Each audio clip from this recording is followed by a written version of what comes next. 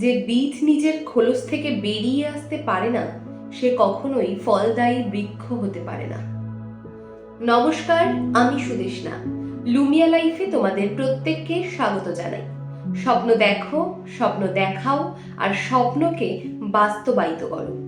আজকে তোমাদের একটি পাথরের গল্প শোনাবো। তো চলো সময় নষ্ট না করে গল্পটি শুরু করা যাক। একটি রাজা ছিলেন। তিনি প্রত্যেক বছর খুব ধুমধামের সঙ্গে দুর্গাপুজো পালন করতেন। একসময় তিনি ভাবলেন তার মন্দিরে তিনি পাথরের মূর্তি প্রতিষ্ঠা করবেন। গ্রামের সব থেকে দক্ষ শিল্পীকে ডাকা হলো। শিল্পী রাজসভায় আসলেন। রাজা তাকে বললেন, পাশের পাথুরের জঙ্গলে অনেক রকমের পাথর পাওয়া যায়, আপনি সেখানে যান, সেখানে আপনার পছন্দ মতো পাথর দিয়ে মূর্তি নির্মাণের কাজ শুরু করুন। রাজার নির্দেশ অনুসারে শিল্পী সেই জঙ্গলে গেলেন। জঙ্গলে গিয়ে তিনি চারিদিকটা ভালো করে দেখতে লাগলেন। দেখতে দেখতে একটি পাথর তার বেশ ভালো লেগে যায়। তিনি পাথরের কাছে যান এবং তার বুকে আঘাত করতে থাকেন। তখন পাথরটি হঠাৎ চিৎকার করে বলে ওঠে, আমাকে মারবেন না, আপনি চারপাশটা ভালো করে দেখুন, দেখবেন আমার মতো অনেক পাথর পাবেন, আপনি তাদেরকে দিয়ে আপনার কাজটা মিটিয়ে নিন, আমাকে দয়া করে আমার জায়গাতেই ছেড়ে দিন। এই শুনে শিল্পী সেখান থেকে চলে যান এবং আরো ভালো করে চারপাশটা পর্যবেক্ষণ করতে থাকেন। দেখতে দেখতে কিছুক্ষণের মধ্যে আরেকটি পাথর তার চোখে পড়ে, যেই পাথরটি তার বেশ পছন্দ হয়, এবং সেই পাথরের কাছে গিয়ে তিনি আঘাত করতে থাকেন এবং সেই পাথরটি দিয়েই তিনি তার মূর্তি নির্মাণের কাজ শুরু করেন। কয়েকদিনের মধ্যে মূর্তি নির্মাণ কমপ্লিট হয়ে যায়। তিনি রাজাকে খবর দেন।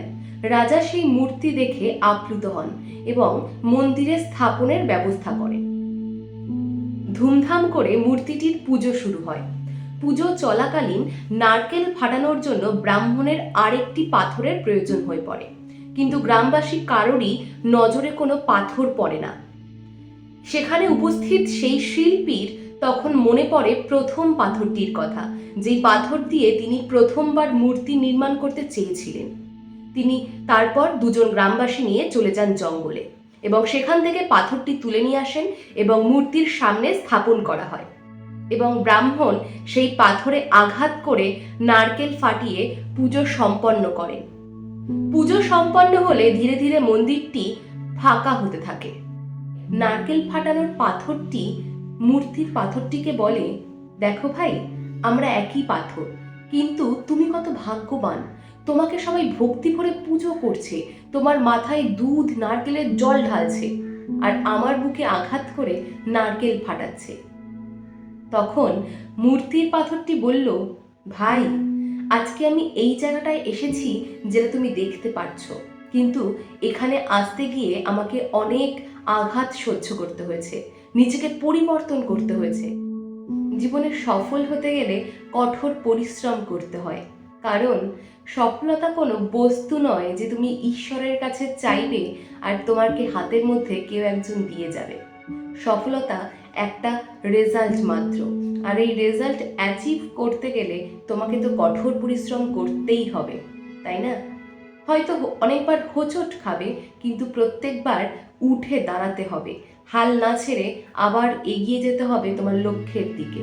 তুমি ব্যর্থ হবে, এই ব্যর্থতা থেকেই তুমি অনেক অভিজ্ঞতা সঞ্চয় করতে পারবে, আর এই অভিজ্ঞতা সঞ্চয় করতে করতে একটা দিন এমন আসবে যেদিন তোমার কাছে প্রচুর অভিজ্ঞতা থাকবে, আর সেদিন পরিস্থিতিও তোমাকে হারাতে গিয়ে নিজেই হার স্বীকার করবে, আর সেদিন তুমি ঠিক হবে একজন সফল ব্যক্তি।